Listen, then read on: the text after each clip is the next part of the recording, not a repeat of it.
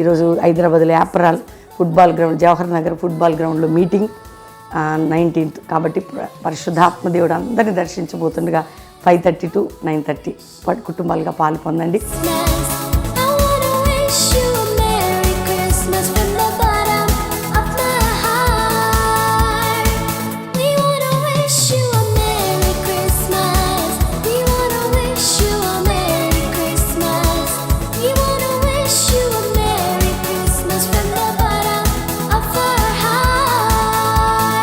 నేను ఈ చర్చికి 11 years నుంచి వస్తున్నాను. ఈ చర్చికి రావడం వల్ల ఎంతో బ్లెస్ అయ్యాను నేను. అసలు వాక్యం ద్వారా మనం చాలా జీవితాలను మార్చుకుంటాం.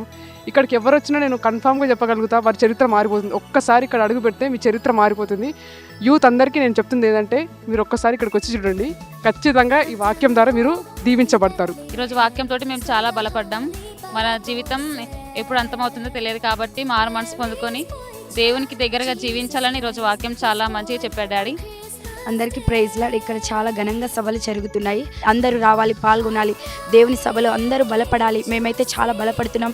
ఇక్కడ చాలా ఘనంగా జరుగుతున్నాయి దేవుని ఆరాధనలు.